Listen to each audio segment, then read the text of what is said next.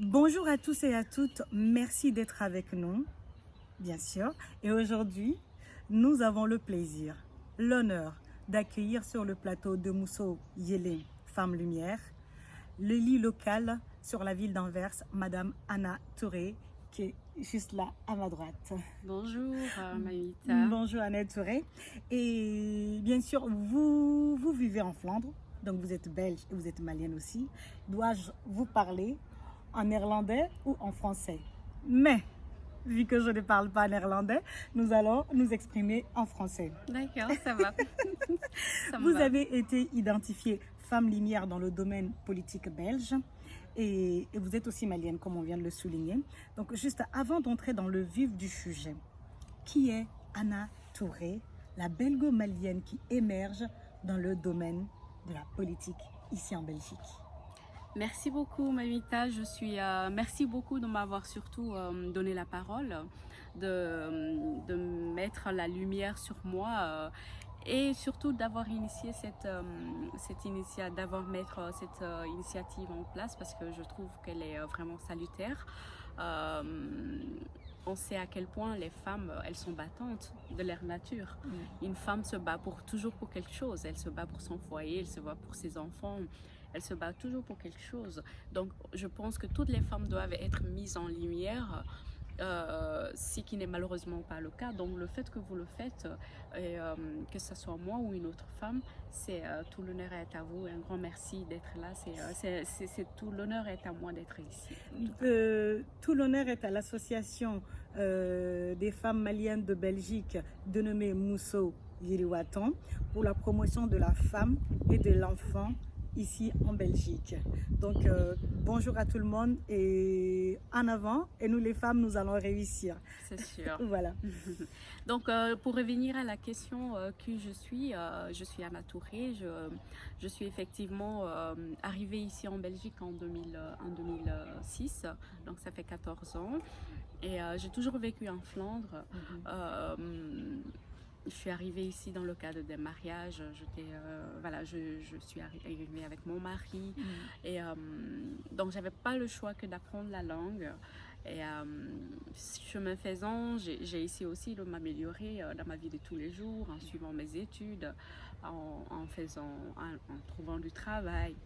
Donc actuellement, je travaille au niveau fédéral. Je suis fonctionnaire fédéral ici en Belgique. Et parallèlement à cela, je fais de la politique, effectivement. Voilà. Donc, bien sûr, comme on dit, dans tous les domaines d'activité, c'est vraiment la politique qui vous a le plus attiré, ou vous avez vous évoluez dans d'autres domaines en dehors de la politique et en dehors du fait que vous soyez fonctionnaire? Bah écoutez, la politique, c'est ma passion. Hein. La politique, c'est ma passion, c'est mon dada, quoi. C'est quelque chose que je fais comme hobby où le temps n'est pas compté. Donc à côté de ça, on ne peut pas vivre que de ça. Il faut aussi vivre à côté de ça. J'essaie de me rendre encore un peu plus utile. Je fais partie du bureau des Maliens de Belgique, le Haut Conseil des Maliens de Belgique. Et mon objectif en entrant dans le bureau, c'était justement parce que je remarque, en tout cas, la communauté malienne ici en Belgique, on est assez disparate. Donc, ce qui est dommage parce qu'on a quand même une forte culture. On a vraiment une ressource immatérielle énorme, importante, incroyable. Tout à fait, on doit en être fier, on doit pouvoir mettre ça en merveille, on doit pouvoir mettre ça en avant, pouvoir l'exploiter au maximum. Donc je me dis que c'est peut-être, je peux apporter ma petite touche de façon modeste, mais je pense que si la volonté y est, tout le monde peut faire vraiment du mieux pour pouvoir avoir une forte communauté. Parce que n'oublions pas que les autres communautés, comme je prends l'exemple de la communauté sénégalaise, en tout cas au niveau inverse, c'est une communauté qui est tellement forte, tellement soudée, qui est, si on fait des événements, on fait des choses, on fait toujours référence à cette communauté-là, la communauté congolaise de même. Donc pourquoi pas nous? Nous, on est toujours en retrait par rapport à tout ça et je trouve ça dommage parce qu'on passe à côté de beaucoup d'opportunités. Bien sûr, comme on dit chez nous, qu'on a koulou djelembe bifo. Et quand fait. les oiseaux se réunissent, ils peuvent porter haut leur voix et même leur chantonnement. Donc être ensemble, évoluer ensemble et surtout être solidaires les uns des autres, on peut soulever des montagnes. Et c'est ce qu'il nous faut aujourd'hui. Pour nous, les Africains, et surtout pour nous, les Maliens également, et de la diaspora. Oui. Et donc, comme on dit, cela n'est pas surtout donné à tout le monde de gravir ces échelons. Combien le domaine politique est complexe, et d'autant plus pour une femme issue d'une minorité étrangère. Et étiez-vous la seule Malienne ou il y avait d'autres vraiment sur la liste? Ben, effectivement, c'est pas évident de pouvoir faire la politique en tant que femme tout court, que ce soit ici en Belgique. Ça, c'est vraiment un phénomène qui est commun à tous les pays du monde, parce que la politique, c'est quelque chose de tellement, c'est le pouvoir, et c'est toujours lié à la force, et ça, c'est dans nos mémoires, dans la mémoire de l'homme, en tout cas, c'est quelque chose d'homme. Une femme, c'est pas sa place, c'est pas son rôle. Donc la politique, faire la politique en tant que femme n'est évidemment pas facile. En tant que femme noire, issue d'une minorité, effectivement, ça devient encore plus compliqué.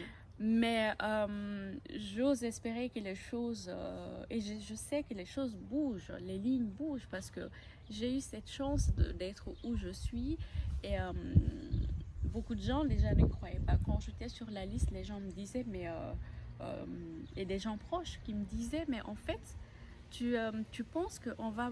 D'abord, on me disait, tu penses qu'on va te mettre sur la liste? Je dis, ben pourquoi pas? Mais parce que on veut pas te mettre sur la liste, on veut juste jouer en disant, voilà, on a une personne noire dans notre parti. Je dis, mais moi, je suis juste le quota, quoi. Voilà, je dis, non, je serai sur la liste. Ouais, on va te mettre sur la liste derrière où tu n'es pas éligible, parce que sur une liste, c'est très stratégique. Tu as vraiment des candidats éligibles, tu as les candidats juste pour faire remplir. Pour la forme, oui. Pour la forme. Je dis, ben, je sais pas, on verra bien. Et 3 jours plus tard, la liste est sortie et j'étais 6e sur la liste. Donc, en fait, les 10 premières personnes étaient les personnes éligibles et j'étais 6e sur la liste. Et j'ai été élue aussi, j'ai gardé ma place parce qu'on peut avancer ou on peut reculer. Et moi, la première fois, donc là, je peux dire que c'est les électeurs qui m'ont quand même choisi. Les gens m'ont choisi sans me connaître forcément, parce que il y a beaucoup de gens aussi qui sont progressistes, qui ont envie de voir des femmes émerger, parce qu'il y a des gens qui votent juste pour les femmes, vraiment par principe, même des hommes, par principe, et qui le disent aussi pendant la campagne. Je l'ai beaucoup entendu, qui disent je vote juste pour les femmes, et d'autres votent surtout pour les personnes d'origine étrangère. Donc là, de ce côté-là, j'ai eu beaucoup de chance, j'étais au bon moment, au bon endroit. Maintenant, à savoir s'il y a d'autres personnes, sur ma liste en tout cas, j'étais la seule noire. Maintenant, il y a d'autres listes, il y a d'autres partis. On n'était pas les seuls. Il y avait aussi d'autres noirs, même des Maliennes que je connais de près ou de loin. Donc voilà, il y en a qui sont élus, d'autres pas. Donc on nous donne un peu de chance, bien que ça soit timide. Maintenant, la ficelle se trouve vraiment au niveau des électeurs. Des électeurs. Comme on dit, on n'est pas femme lumière pour rien. Vous n'êtes pas femme lumière pour rien. C'est aussi ce plateau de Mousso Yélé, femme lumière, est fait également pour ces femmes-là, comme vous, qui se battent, qui croient en leur talent, qui croient en leur pouvoir, et qui se disent, là où les gens pensent que c'est impossible, moi, je vais rendre ça possible. Bravo, c'est pas donné à tout le monde, et félicitations, vraiment. Alors, en tant que femme et politicienne, on voit aussi que vous avez fait votre thèse sur la discrimination envers les femmes, et c'est là dénote surtout votre engagement et votre détermination pour les droits des femmes. Alors, avec votre casquette d'élu local sur la ville d'Anvers, quelles sont les actions que vous pouvez mener également pour impacter surtout les causes des femmes en général et celles qui sont en minorité? Les actions, ça ne manque pas. En fait, il faut... si on veut, on peut mener que des actions pour les femmes, parce que dans tous les domaines, c'est un manque criant.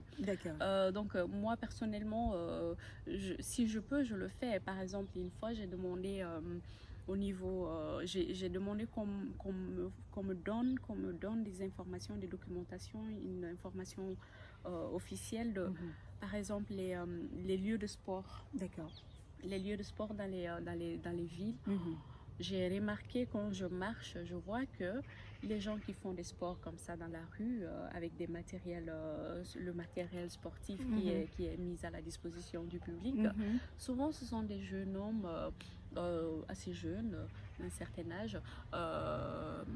Je vois très peu de femmes, de filles dans ces lieux-là, et moi ça m'a interpellée. Alors j'ai dit, ben, je vais quand même voir le nombre de personnes qui utilisent ces matériels-là, oui, où ils sont placés, c'est quoi le problème, comment ça se fait, l'accessibilité, et je voulais savoir si c'était effectivement un problème. On m'a dit, écoutez, on fait pas de différence de genre, on veut rester neutral, mais voilà les endroits et tout. Et on essaye vraiment de rendre ce matériau-là accessible à tout le monde.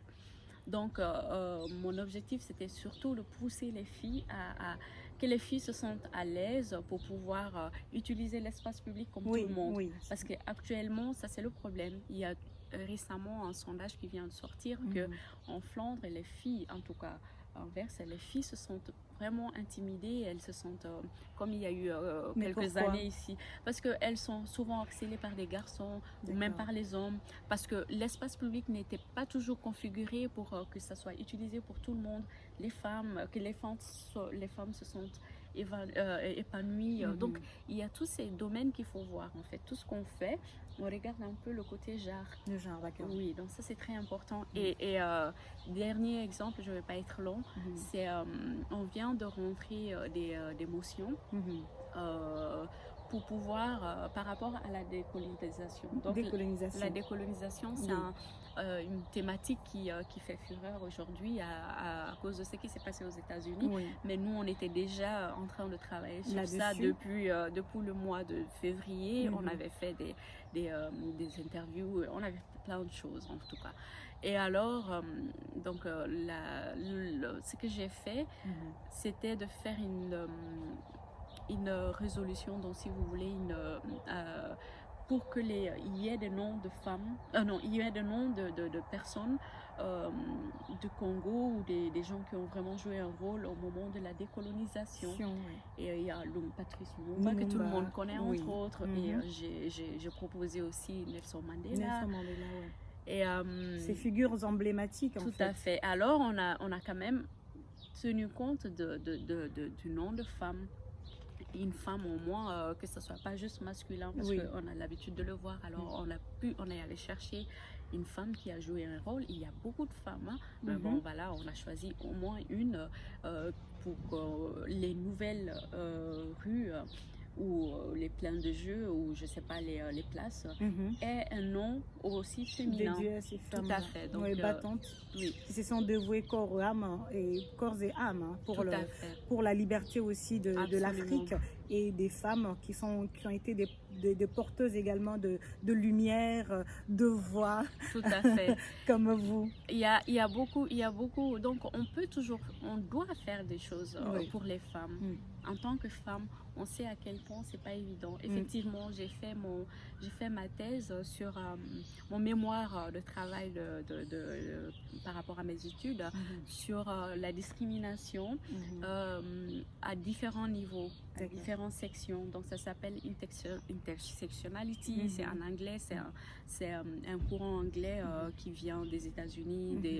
Donc ça veut dire quoi? Ça veut dire surtout les États-Unis, quand on regarde au moment où il y avait le combat, le féminisme et tout, c'était quand même le Black Power. C'était les Black Power et tout. C'était vraiment des femmes qui se battaient pour l'indépendance, pour l'autonomie, mais qui se battaient pour plusieurs causes, parce que on a remarqué qu'en fait, en tant que femme, on est vraiment au tout bas de l'échelle sociale, et tout simplement parce qu'on est femme, et en plus de ça, parce qu'on est noire, donc on subit différentes discriminations.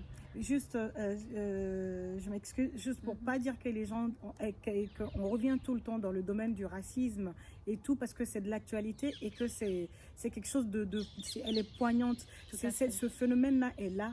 Et quand on est, comme vous venez de le souligner, quand on est une femme et quand on est noir, c'est encore plus difficile. Il faut encore se valoriser beaucoup plus, faire plus que les autres pour se faire accepter en fait. En fait, il faut se battre toujours, ou il faut prouver toujours 2, 3, 4, 5 fois, 10 fois même s'il le faut, c'est que une autre femme blanche, une femme blanche ou un homme, blanc. Parce que si on prend les extrêmes, c'est la femme noire versus l'homme blanc. L'homme blanc, c'est ça. Donc si on prend les deux, sincèrement, s'il y a un choix à faire, le choix il est vite fait. Donc une femme, elle doit toujours se battre autant de fois, surtout une femme noire, même avec diplôme et tout, on doit pouvoir montrer quand même qu'on est capable. Toujours même là, on n'est pas sûr, on doit toujours prouver quelque chose. Et ça, c'est le combat. Et moi, je l'ai fait en 2017, donc ça date pas d'hier. Et déjà, parce que je travaillais, j'étudiais en même temps, j'étais vraiment, je me sentais chaque fois discriminée partout. Je me dis, mais pourquoi j'ai autant de difficultés? Et j'ai pu faire mes recherches et c'est quelque chose qui date de toujours. De toujours, vous allez faire de ce qui doit, de tout ce qui doivent nous faire tomber, mais qui fait qu'on se relève encore plus haut en fait. Donc très brièvement, dans votre parcours, avez-vous eu des modèles féministes ou qui vous ont inspiré et qui vous inspirent encore aujourd'hui? Ah oui, tout à fait. Je pense que toute femme qui se disent un peu féministe a des modèles. Et moi, mon premier modèle, en tout cas, c'est Simone de Beauvoir.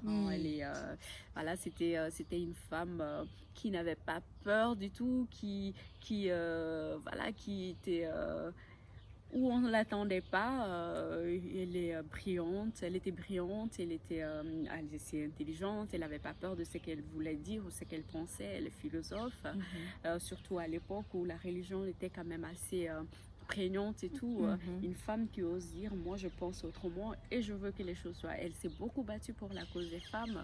J'ai vu des films qui portaient pas sur elle, mais où elle était mentionnée à chaque fois. Il y a eu des combats, mais elle a donc ça c'est un passé lointain, disons dans le XXe siècle. Maintenant, au jour d'aujourd'hui, une femme m'inspire aussi dans cet ordre-là, c'est Christiane Taubira. Elle aussi, elle a ce sens de j'ai peur de rien, je me bats et je fais ce que j'ai envie de faire et je m'en fous de ce que les autres peuvent penser. Ça porte ou ça porte pas, et ça c'est quelque chose quand même, c'est l'audace. Oui, il faut être audacieux. Il faut avoir de l'audace, et quand on a l'audace et qu'on on peut se battre, on sait qu'on peut se battre et on peut arriver en fait à ce qu'on veut. Voilà, donc l'audace, les femmes, audace et encore audace. Oser, hein, les oser femmes. Surtout. Il faut surtout oser. Quand vous croyez à quelque chose, et lancez-vous. Il faut y croire, mais pas seulement croire, mais aussi se libérer, se lancer et dire que c'est possible. Oui. Et ne pas se laisser abattre par les échecs. Surtout. D'accord. Alors, avez-vous des partenariats, par exemple, comme je disais, avez-vous des partenariats, des échanges d'expériences ou avec des élus du Sud ou ceux même du Mali en particulier au jour d'aujourd'hui? Pas encore. D'accord. J'espère que ça va venir et je suis sûre que ça va venir. Ou bien? Pas forcément, c'est que pour le moment je suis vraiment occupée parce que comme je vous l'ai dit au tout début, j'ai pas autant d'expérience, j'ai atterri comme ça de façon inattendue dans la politique, donc j'ai quand même besoin d'avoir un peu mes repères et je pense que ça va se faire de fil en aiguille. Il faut donner le temps à chaque chose et je pense que c'est important de le faire. Mais pas seulement juste le faire pour se faire connaître, mais il faut, quand il y a vraiment du travail de fond, essayer de voir comment travailler ensemble. Le moment viendra, ça se fera. Donc c'est depuis 2017 en fait que vous êtes 2018. 2018. J'ai été élue en 2018. C'est très frais, c'est ça. 2 ans. Donc vous avez du chemin à faire et on vous attend avec beaucoup d'impatience parce que je suis sûre que vous allez faire quelque chose d'exceptionnel et de génial. Merci. Surtout pour la communauté africaine et la communauté malienne, mais aussi la communauté belge aussi, hein, il faut le dire, parce que vous êtes belge aussi. Donc comment vous vous projetez dans le temps et quelles sont vos ambitions futures? Mon ambition, c'est d'être la deuxième première ministre. Pourquoi pas? Pas forcément, on se dit pas un jour je serai première ministre ou je serai présidente. C'est pas mon ambition était d'être un jour président du Mali. Ça viendra, Et il faut une femme j'avais des présidente. amis qui croyaient, qui me disent, toi tu vas y arriver, je ne sais pas pourquoi. Mais non, mes ambitions, c'est surtout de pouvoir continuer, espérer avoir toujours la confiance des gens, donc être élu un jour au plus haut niveau et vraiment apporter sa touche, apporter quelque chose à la communauté, mais à tout le monde tout simplement. Parce que moi, tout ce que je fais, ma première préoccupation, c'est de penser aux gens tout simplement. Élus ou pas, mon élu ou pas, c'est de se dire, ça, je pense que ça va être bien pour moi, donc ça pourrait être bien pour les autres. Donc vraiment mettre les gens au centre de ma préoccupation, de mes activités. Très important. Tout à fait. Et voilà, comme on dit aussi, être femme lumière, c'est aussi cette flexibilité-là et surtout cette capacité de se mouvoir d'un domaine à un autre, et à savoir la vie privée, la vie professionnelle et la vie politique. Alors, comment vous arrivez à gérer ces deux mélanges? On n'est pas femme lumière pour rien, ça c'est sûr. Il y a des moments, j'avoue qu'il y a des moments où c'est pas du tout évident parce que voilà, mais comme tout le monde, on essaie de trouver l'équilibre. Donc il y a des moments où c'est l'un qui prend le dessus, soit c'est la politique, soit c'est la vie professionnelle parce qu'on a des projets à rendre, il faut finir à temps tel et tel travail. Parfois, c'est la vie familiale, tout simplement. Il ne faut pas oublier aussi les gens qui nous entourent, sa famille, tout simplement son foyer. Donc, c'est un mélange, évidemment, savant qu'on essaie. Parce que c'est quand même tout un art, tout un travail. Je ne dis pas que j'ai réussi du tout. Il y a des moments où je me dis j'ai envie de tout claquer parce que j'en peux plus. Et j'avoue que c'est pas évident. Alors, qu'est-ce qui vous fait tenir? Même si votre corps vous dit, la tête vous dit, alors maintenant, laisse tout tomber et basta. Parce que je ne peux pas décevoir. Je ne peux pas décevoir les gens qui m'ont élu. Je ne peux pas décevoir mon travail que je fais avec passion et que pour moi c'est important aussi le travail que je fais. Je ne peux pas me décevoir parce que si je me plante dans le travail, voilà, c'est moi-même, je ne suis pas bien. Je ne peux pas décevoir tout simplement aussi les gens qui sont autour de moi, les dire eh bien, écoutez, vous n'existez pas, c'est pas possible. Donc voilà, je ne peux pas décevoir qui que ce soit dans cette histoire-là. Donc j'ai pas le choix que de tenir bon. Et comme tout le monde, hein, moi je suis dans une position quand même assez confortable parce que moi je me bats pour une histoire de temps. Quand on regarde nos mamans, nos sœurs, nos tantes là au pays, leur combat c'est encore plus féroce que les nôtres. Hein. Elles se battent pour pouvoir tout simplement trouver à manger pour leur famille, leurs enfants. Aller chercher de l'eau ou des choses, je vais dire, dans des villages. Dans les villages, les situations, des kilomètres, elles doivent se partager entre la vie de famille et elles sont aussi professionnelles, à titre gratuit. Hein. Donc je vais dire, c'est du combat et pour moi c'est de l'admiration que j'ai pour ces femmes-là. Et justement, si vous le permettez bien sûr et que vous voulez bien, et nos sœurs, nos consoeurs qui sont dans les fins fonds des brousses chez nous au Mali, est-ce que vous avez un tout petit mot en bambara pour eux?